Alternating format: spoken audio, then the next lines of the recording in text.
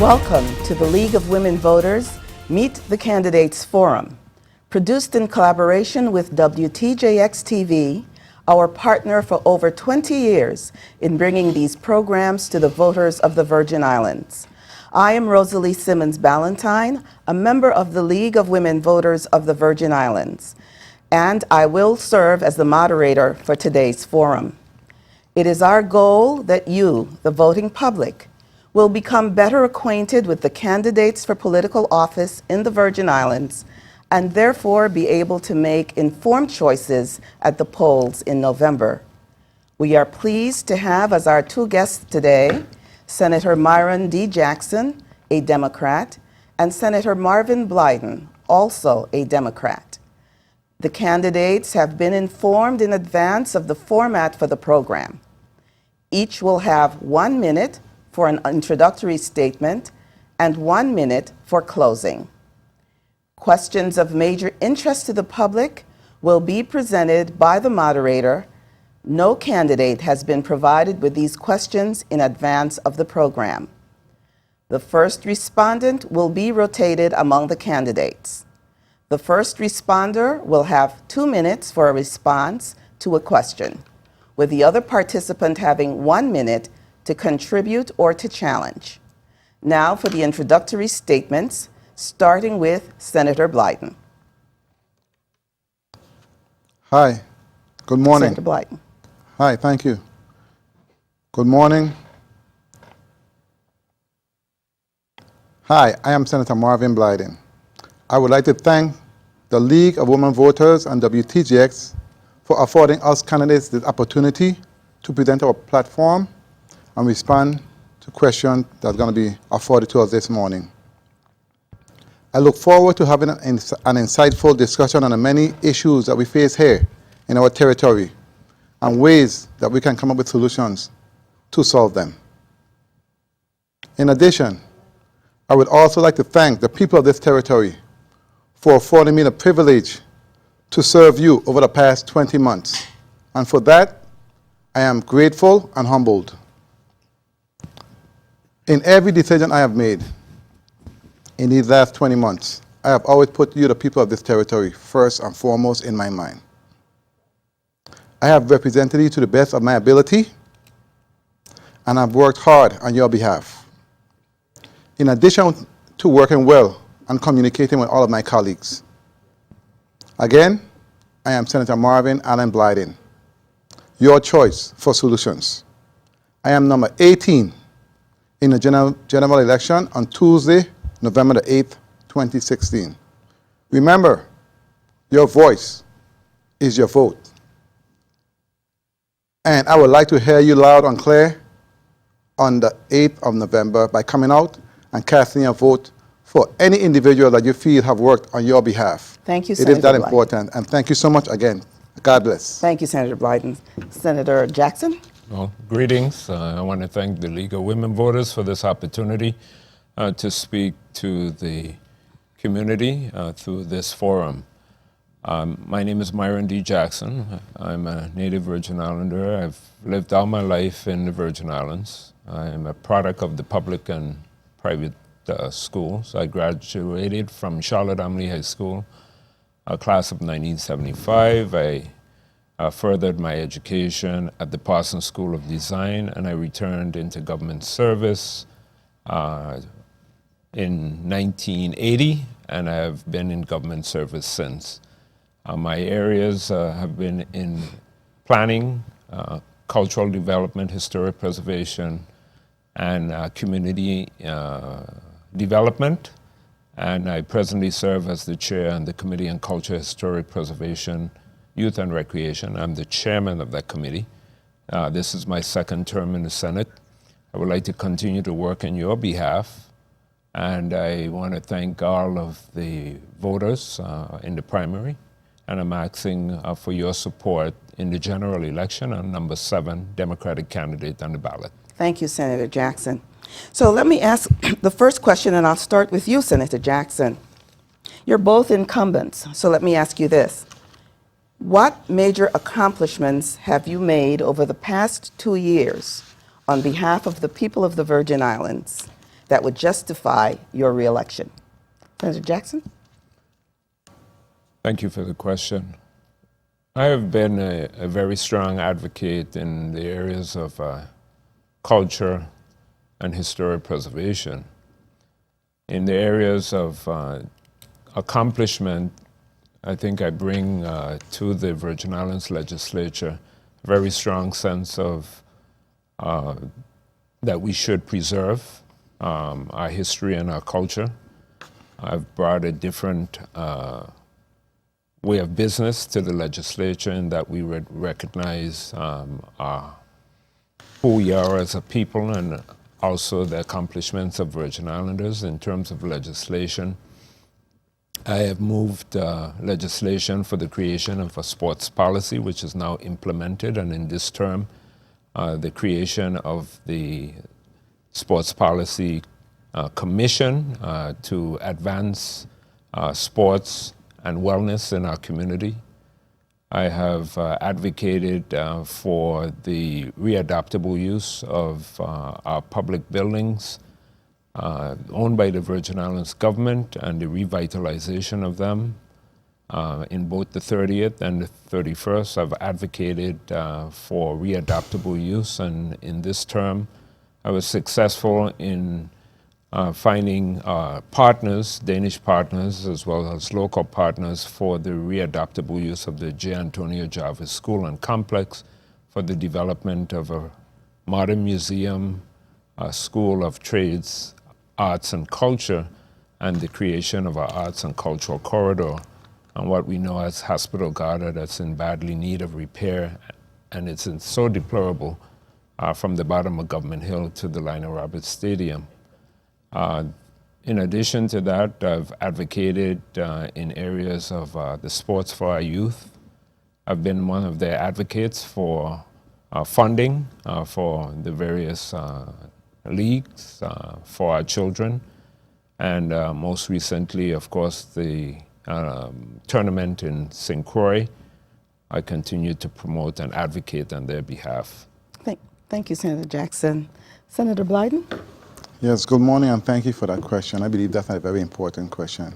In terms of accomplishment, as a first-term senator, I have had 8 pieces of legislation that actually became law, which are called acts. And I have 8 acts that I can speak of, in addition to many other, I believe, important legislation that's in the process right now.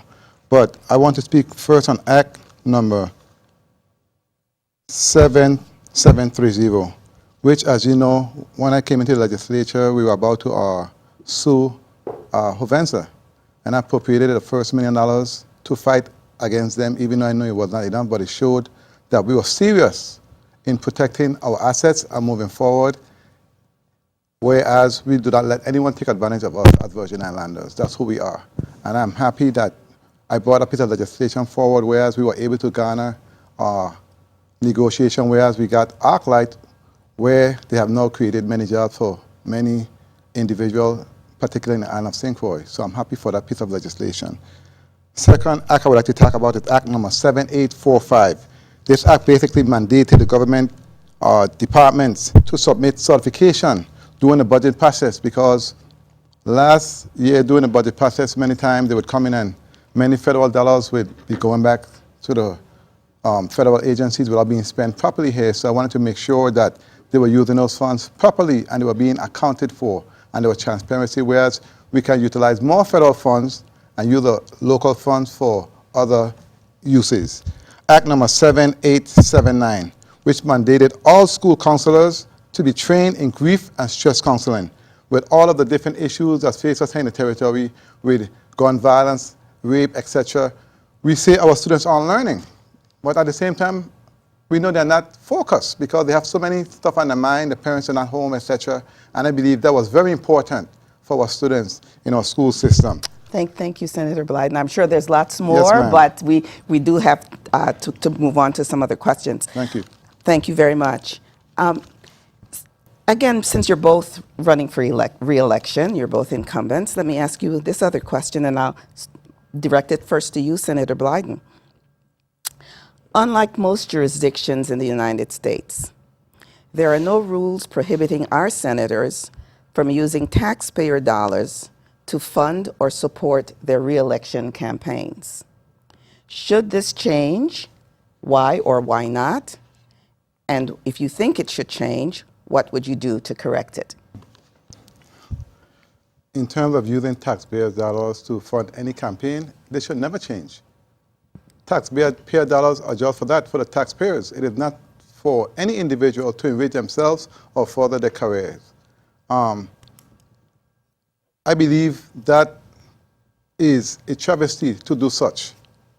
Reason being, taxpayer dollars are to go towards improving the school system, improving our infrastructure. Our job as policymakers and senators is to make sure and assure that we do whatever we have to do to improve the lives of our people. Remember now, we are not only senators, in my opinion, we are public servants, and we're here to serve the public. And they are our boss. And why should we take advantage of them? Coming from the private sector for the past 20 plus years, working for the Housing Authority, being managed by the feds, I understand the importance of not taking advantage or basically misspending or misusing precious resources and precious dollars that come to us. So no, I would never support that. And I do not see my colleagues likewise doing the same, because I like working with my colleagues in the 31st legislature. Most of us have the same mindset, and we are about the people first. So no, I do not believe we should ever even go that route here in this territory. It is too small. Thank you, Senator Blyden. Thank you. Senator Jackson, you have a minute. My sentiments are the same in that I would never use taxpayers' funds for my personal campaign.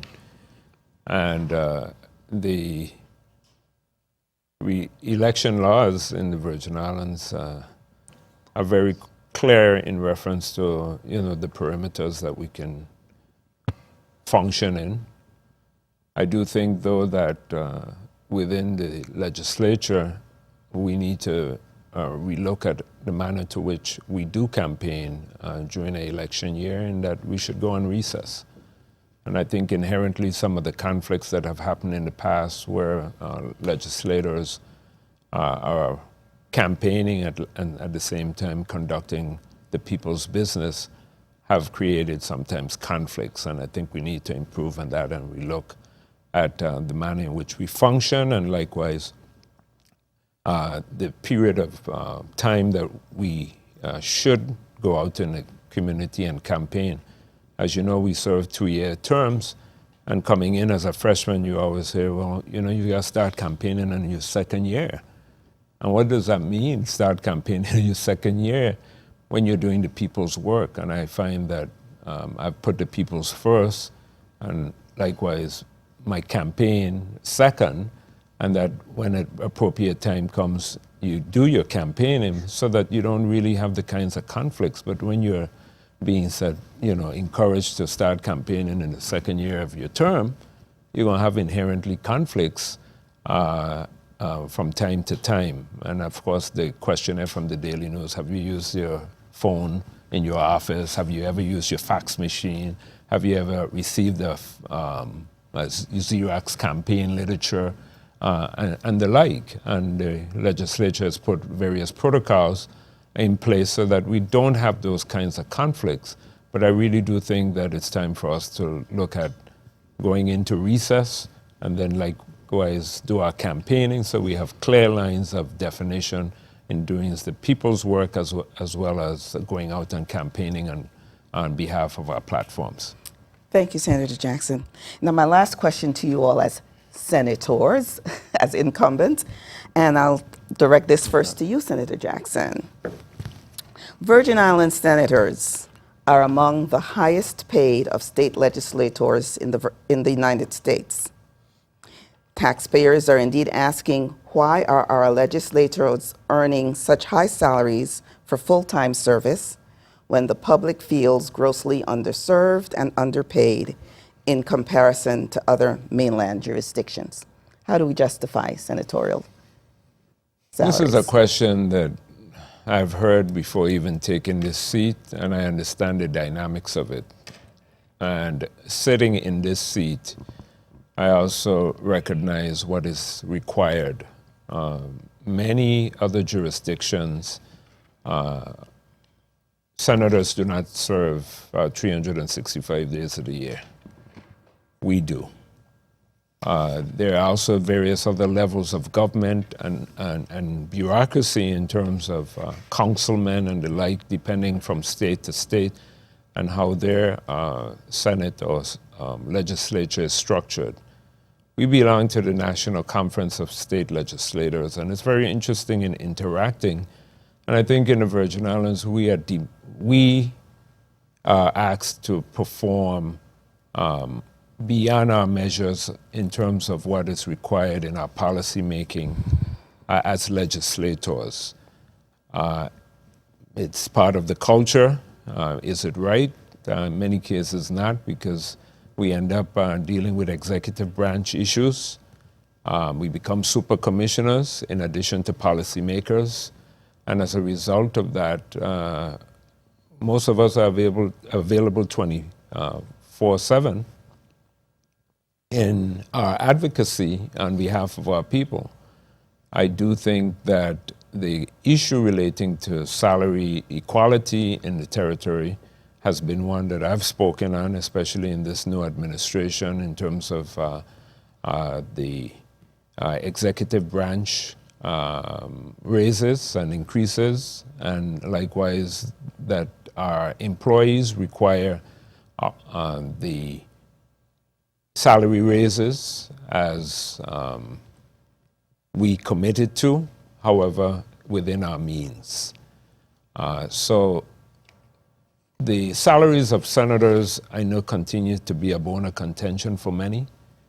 And I think that what we do as legislators and are demanded, what is demanded of us, I could say that the salary is justified with the cost of living, but yes, an employee making 22, 23, an employee who has not received their increases from union negotiations likewise deserve to be compensated. Thank you, as Senator. well as I am. Thank you, Senator. Senator Blyden, you got a minute? Yes, very well. I do agree with everything my colleague stated. In addition to that, as senators, we do not receive any leave time. I believe that we are like super commissioners. We work every day, at least I work every day. Many weekends and holidays I find myself in the office. Many weekends and holidays I find myself responding to my constituents. In addition to that, we do many other, and we have many other job responsibilities. For instance, like town hall meetings, you have to attend to them to respond to your constituents. You go to many other meetings that's held on a daily basis. You really don't even have time for yourself. You don't have time to have another job or run your business.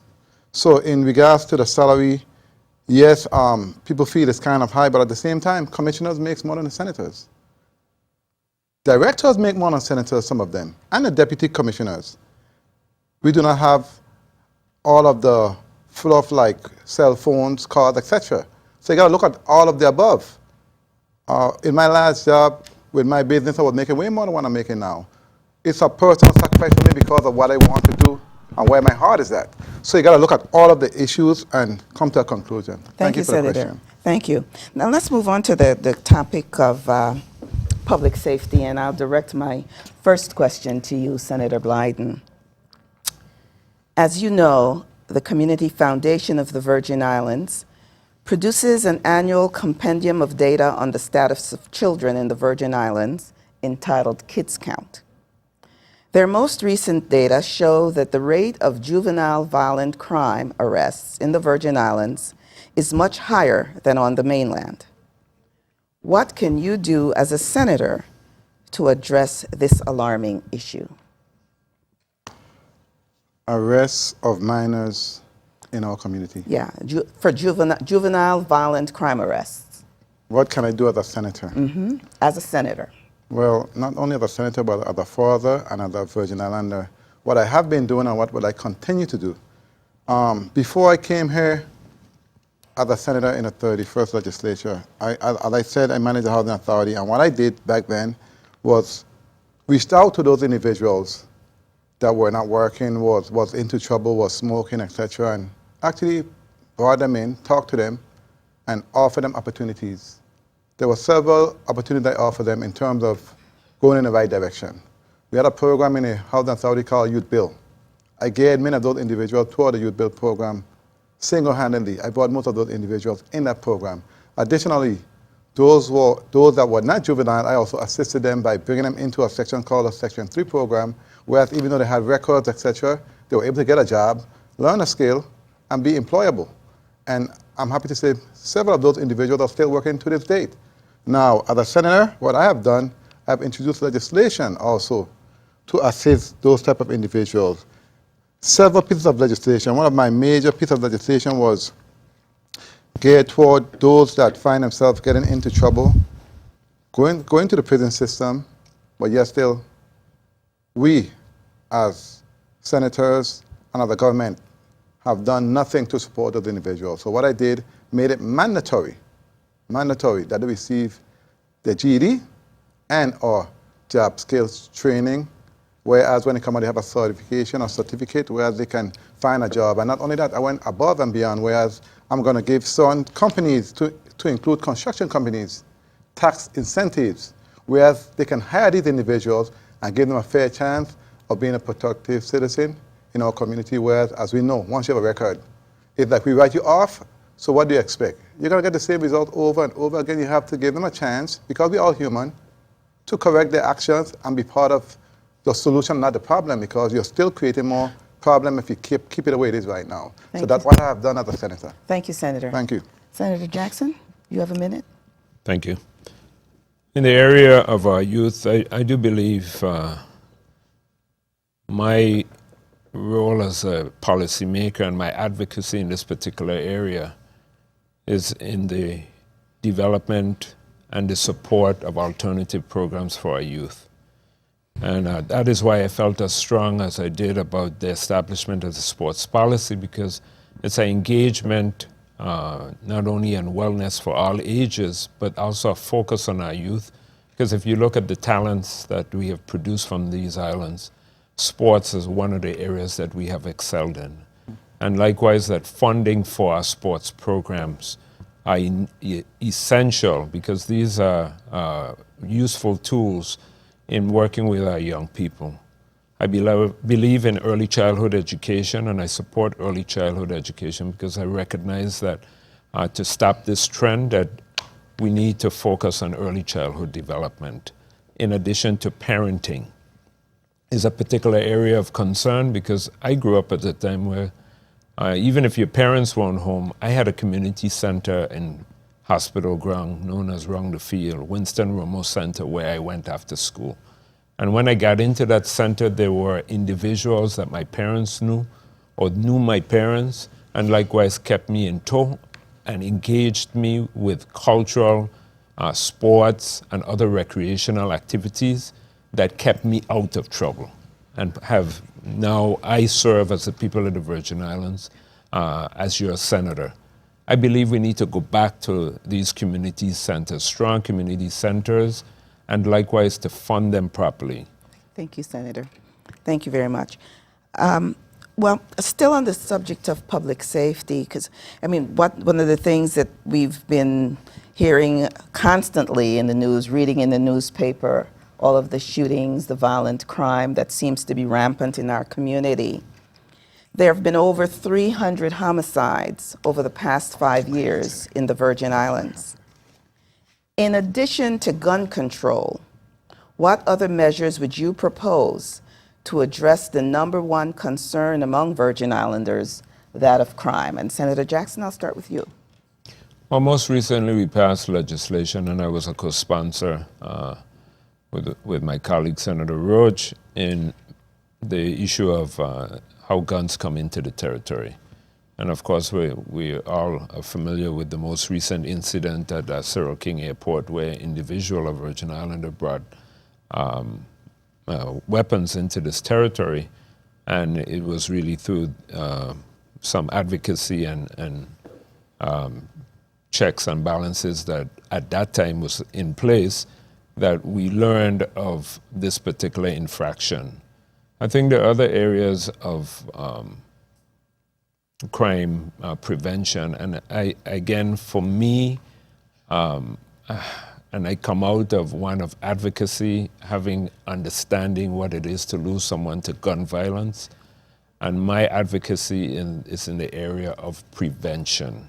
And that is where I focus my policy making in looking at institutions for our young people. And that's why I'm pushing for a center for arts and culture, and that our children have a place and a venue to go and to be encouraged and developed, where if they're interested in music, if they're interested in the arts, in theater, in sports, and the like, that we have the particular entities to support our young people.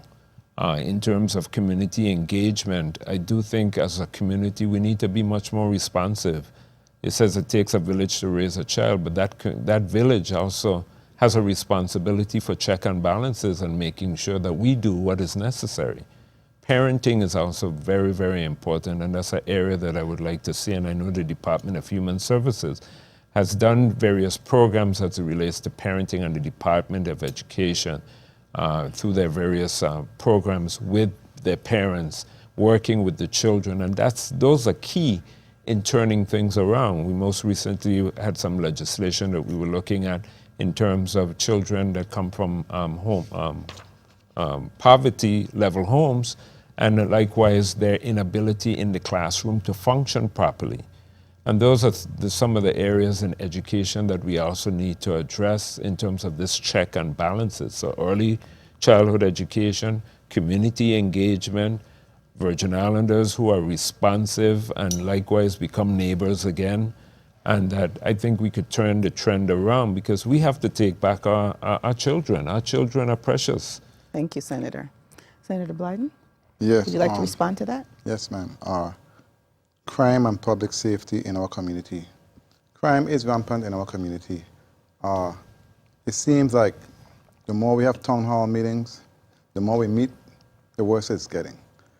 I myself personally have went into some of these areas, and I have spoken to some of these young men who is part of those groups of individuals, and the response I have gotten from them is kind of scary. You know, they have told me point blank, Senator Blyden, I understand what you're saying, but if I see someone that have violated me for whatever the reason, it could be in front of the police station.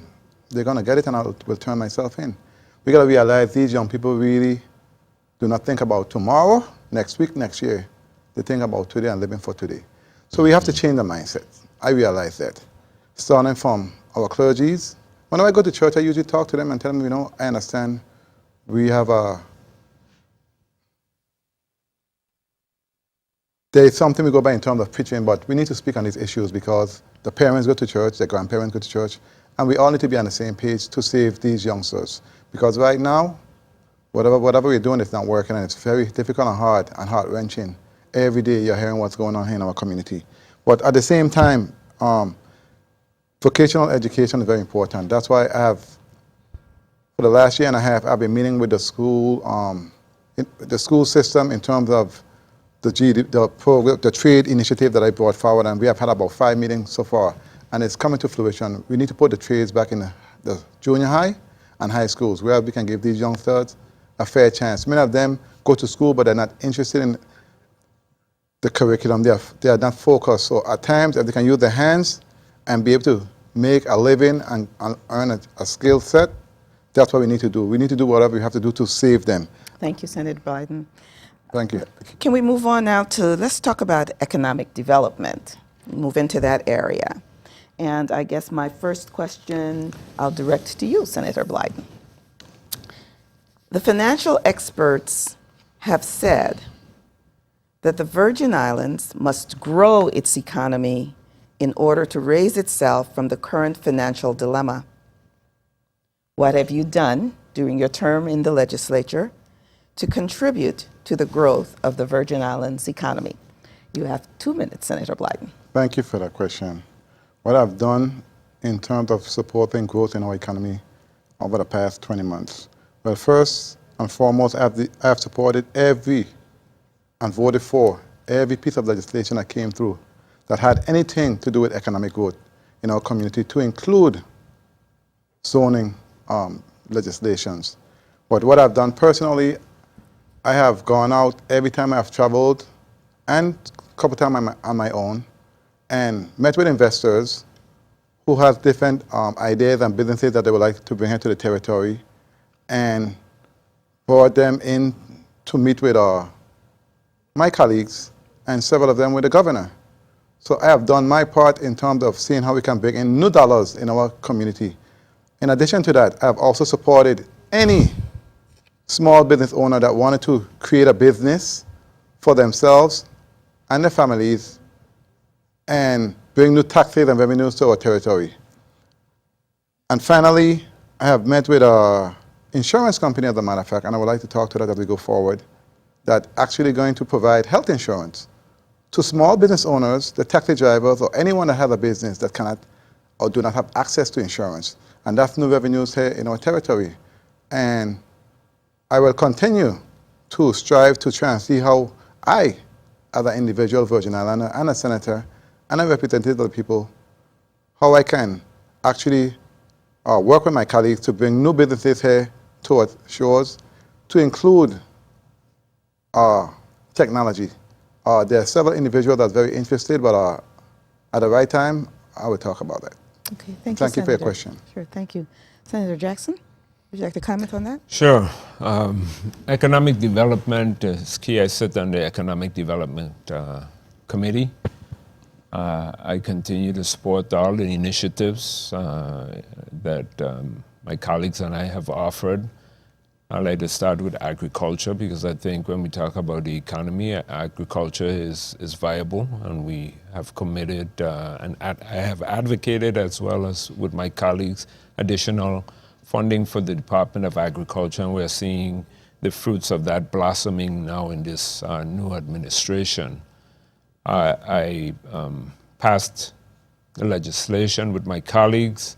I introduced that legislation for processing plants, because I think that we have the ability in terms of local growth. If you go out at any fair day or the such, you see small mom and pop entities that make a variety of products. Most recently, the Economic Development had a business fair, and you were just struck by how many local businesses that we have that just needs the incentive. So in that regard, I've sponsored legislation for small, local, and disadvantaged business programs in the development of that. That's going well, and I'm bringing that in this term. I've also advocated for the development of cultural heritage tourism. I've been a strong advocate that the direction that this administration has gone in reference to the expansion of the Waiko docking facility may not be in our best interests, and I think economically we have put us in a slump in the island district of St. Thomas St. John. I've advocated for the development of a festival park for the advancement of those particular areas of interest. Thank you, Senator Jackson. Well, you know, there have been several proposals. Both of you have mentioned things that you've proposed, but there's also been a strong push by some individuals for the allowance of medical marijuana in the territory, not only for medical purposes, but also for recreational purposes. And they see that as an economic incentive. Are you in favor of this proposal or not? And please explain why or why not. And Senator Jackson, I'll start with you. Initially, the discussion of medical marijuana, I did support. I understood the extent to which medical marijuana could serve the clinical and health of our community, as well as those outside of the United States Virgin Islands. The discussion, however, by many of our constituents is that they don't want it. But I believe in the process. It went on a referendum, and the people spoke, and thus I felt I had an obligation to engage, to be better informed in reference to the benefits of it, because the people spoke on a referendum, and even though it's non-binding, that's the process. And that even though some of us would agree and some of us would not agree, I think the legislation became problematic in particular areas. The University of the Virgin Islands would play a significant role in the development of this industry. Likewise, how Virgin Islanders are vested in the development and the cultivation and the regulatory issues relating to marijuana in the territory became problematic. And I think it's a process, and the United States and the discussion from state to state. Of course, we know states that have legalized it. We know Puerto Rico next door have looked at it with their economic woes. It has validity in reference to health and wellness, but how we implement it in the Virgin Islands is a challenge, and it continues to be on the table for discussion. I don't think it's coming in this term. Thank you, Senator. Senator Blyden? Yes, medicinal cannabis. It was mandated by the people of this territory, and we have a mandate. We had a mandate to fulfill. I believe personally that we need to act on this piece of legislation, but it must be done properly. That's the problem I have with the legislation. I support it, yes, but not in its current form. What changes would you make? Well, there are many amendments coming to the bill. As a matter of fact, I've submitted several amendments. It was too lopsided, whereas the people of the territory, the local folks, were left out of that legislation. If there's any legislation coming with medical marijuana, our people must profit and benefit from that piece of legislation. Or any investment, period. Our people need to have the fair share. We did not have a fair share in a piece of legislation, first of all. Secondly, I do not believe any individual that's sick should be denied medicine. And that's a powerful medicine. It's a natural. It is not man-made. It was made by God, our Creator. So I do not have a problem with it, but like I said, it must come in a proper form. I want to piggyback. Thank you about that, Senator. Let's move on to the related part of that. And Senator Blyden, I'll direct this first to you. A related proposal has been for the cultivation of hemp for industrial purposes. Mm-hmm. And as you know, hemp is a close botanical relative of marijuana. Yeah. It's difficult for most of us to recognize what the difference is between hemp and marijuana. Are you in favor of the proposal to cultivate hemp? And if so, why? If not, why not? Of course I'm in favor of the production of hemp. Reason why right now I buy hemp products from the store all the time. It's in the store. And in terms of knowing the difference, it just takes an educational process, that's all. We just need to do what we have to do the right thing by our people and by ourselves. We cannot be afraid of challenges or controversy that we feel is improper. If it's the right thing to do, let's do it. It may be controversial, but that's okay. Let's figure out what we need to do to make it right and move forward. So yes, I am in favor of industrial hemp. You can use hemp to do 1,000 different things, to include rope, glue, milk, you name it. There's so many hemp products out there that we can use that can assist us with our economy. I wanted to piggyback on a question you spoke of in terms of economic growth, and I want to make it clear that the ArcLight deal, to me, in my lifetime, is one of the most important deals we made. Let me tell you why. We received $220 million up front. We received 140 homes, 3-bedroom homes for our people. And we also received, to date, 510 jobs. I think that's a significant impact to our community, and I forgot to mention that, so I want to also mention that. Thank you. Thank you. Senator Jackson, on the hemp. I sponsored legislation for the study of aloe, moringa, bamboo, and hemp, and due to the fact that one of my colleagues had introduced the measure, I was preempted in the area of hemp. The United States was one of the major manufacturers of hemp. And likewise, as my colleague stated, there are so many byproducts, fabric, food items, healthcare, medicinal, and the like.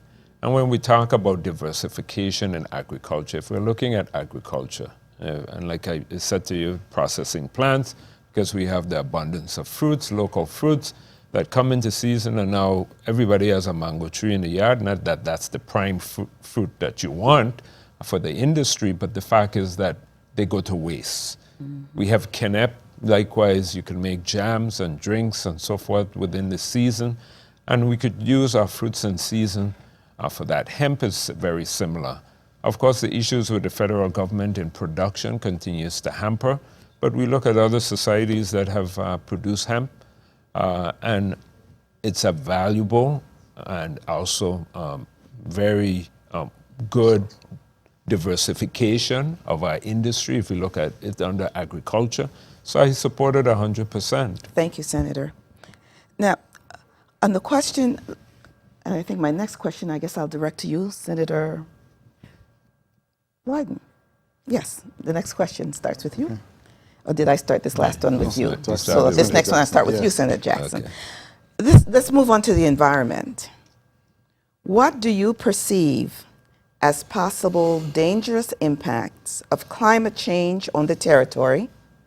And what would you do as a senator to ensure that attention is brought to mitigating those impacts? So what are the dangerous impacts that you see? And what could you as a senator do to bring attention to the mitigation that's needed? Most recently, we had an engagement with the committee or the Commission on Climate Control or Climate Change. And the discussion that we had in the Senate was very interesting in that I don't think we realize the impact that it's going to have to our economy, and especially as a maritime port in the St. Thomas, St. John, as well as St. Croix. We are maritime. Maritime is our strongest area historically and continues to be.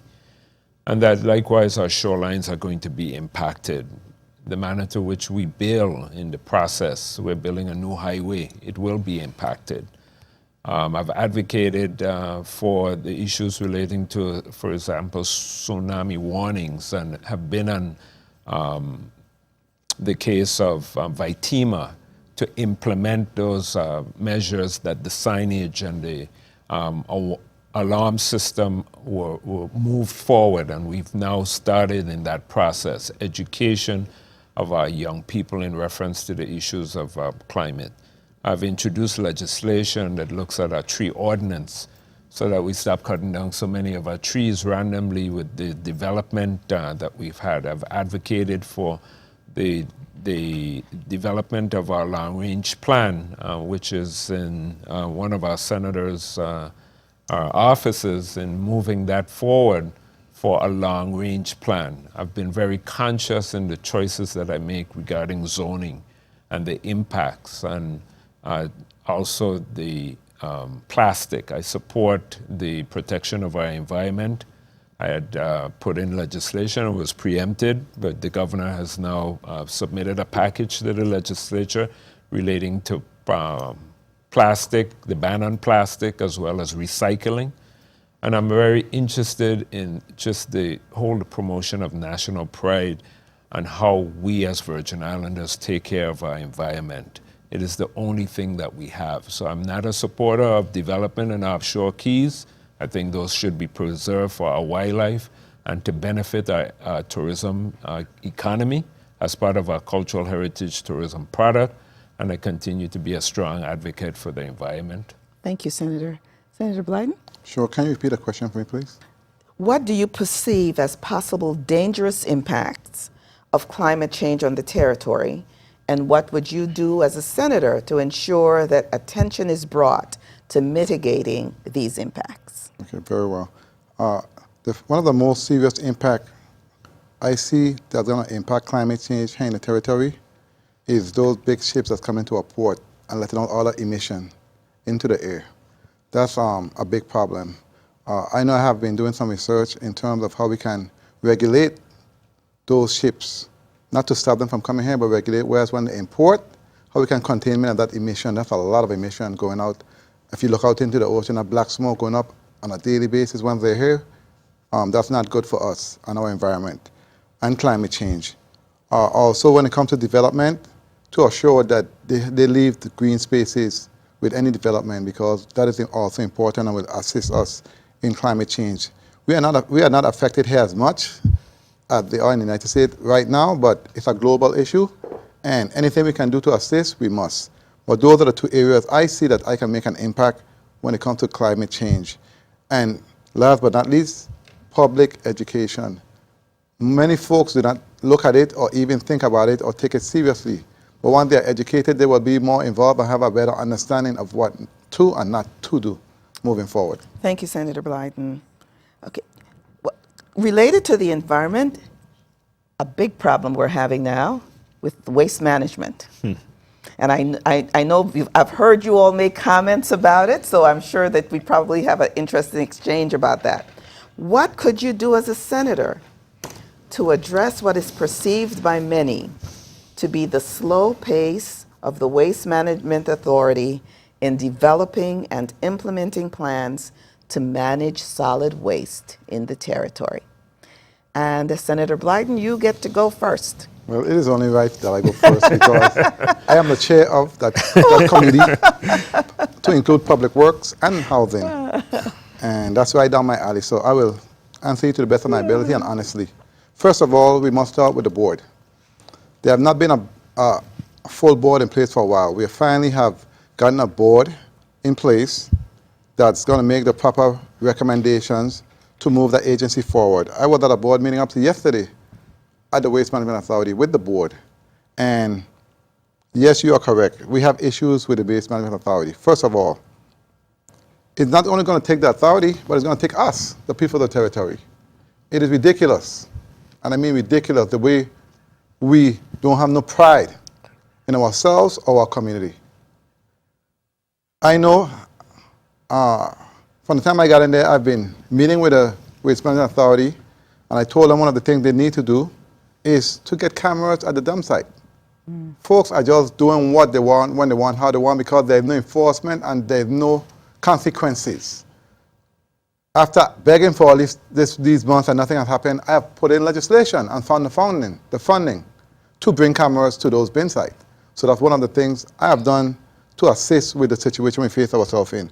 Also, and additionally, the Waste Management Authority, in terms of funding, they have received in this year's budget $22,850,000, along with $5 million from the Anti-Litter and Beautification Fund. But at the same time, how is this money being spent? Who is getting it? We don't know the answers, who, what, when, why, etc. So what I did, as of yesterday, as a matter of fact, and I told them in the board meeting that I have requested an independent audit to see what the problem is, because that's what audits are about. Let's see what the problems are and how do we solve it. It's that simple. So that's what I have done as the chair of the committee, and I look forward to getting the results of that audit, getting some true answers, and see how we can move the authority forward in a positive light. Great. Thank you, Senator Blyden. Senator Jackson? This is a really sore item of contention for me, sore contention. I, on a daily basis, communicate with waste management because every place I go and I see garbage bins that are overflowing, I make sure I contact and I speak with them in reference to why that particular bin has not been taken care of. And I'm talking about our solid waste our removal. And it has become ineffective. And this is, we've outsourced, and even though we have a very skeleton staff that works with waste management, and I advocate for them, who are underpaid as sanitation workers who pick up our garbage. As you know, in other jurisdictions, sanitation workers receive top dollar. They're the highest paid in civil service. Here, they're the bottom. And with the filth that we as a people have produced and the lack of national pride, when you come to a bin and it's filled and you dump outside of that bin, that speaks poorly of us as Virgin Islanders. So you go through the town and our neighborhoods, and you see garbage littered in our street, and you want to say, okay, well, waste management may be having issues regarding their contractors with a breakdown or the like, but it doesn't mean you throw the garbage on the ground. Yeah. And that's one of the big bone of contentions I have. I can tell. Thank you, Senator. Thank you very much. We have come to the end of today's forum, and each candidate will now have 1 minute to close, beginning with you, Senator Jackson. I'm asking for your continued support of my candidacy for the 32nd legislature. I'm number 5. I'm a Democratic candidate. I've been loyal to the party. I've represented you well in the House of the Legislature. There's a lot more work to be done. It is not. It is a difficult task with the challenges that we have before us, but I'm up for the challenge, and I would like to continue to be your voice at the table, advocating on your behalf. My name is Myron D. Jackson, number 7 Democratic candidate to the 31st legislature. And thank you for your support and for your prayers, and I look forward to working on your behalf. If you have decided that you would like me to return to the Senate to work on your behalf, I am willing and I'm able. Thank you very much. And thank you, the League of Women Voters, for this forum, for the engagement, and thank you very much, moderator, for the excellent job you did this today. Thank you. Senator Blyden, your 1 minute. Again, I would like to thank the League of Women Voters, WTGX, and you, moderator, for being here today and affording us this opportunity to voice our opinion and give our solutions to the many problems we face here in our territory. I believe I have served you to the best of my ability. I have went above and beyond on your behalf, and I believe I have served you well. And I'm asking you for one of your precious votes on November the 8th in order to continue serving you and working on your behalf. I have held many town hall meetings for many issues, vexing issues that are facing our people here in the territory. I have represented you well. I have respected everyone on the floor of the Senate, and I work well with my colleagues. And I ask for your continued support, your vote, and most importantly, your prayers. I am Senator Marvin Blyden, number 18, on your ballot this coming November. And thank you so much again, and have a blessed day. Thank you, Senator. We would like to thank all of our candidates for being here on this forum. And thank you, WTJX. Please continue to view all of our programs, which air Mondays, Wednesdays, and Fridays at 9 p.m. and re-airs on Saturdays at 4 p.m. and Sundays at 4 p.m. and 5 p.m. If you would like to learn more about how our government functions and would like to become involved in our participatory democracy, then join the League of Women Voters, which is a nonpartisan organization, meaning that the League does not support or oppose any candidate or political party.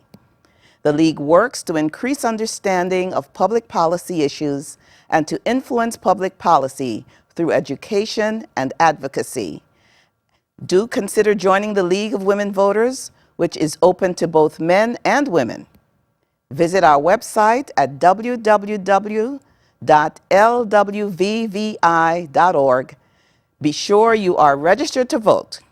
Your vote does count, and in our Virgin Islands, where our numbers are relatively small, one vote can make a big difference.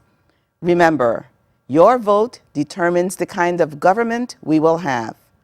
I'm Rosalie Simmonds Ballentine, and I will see you at the polls. Thank you.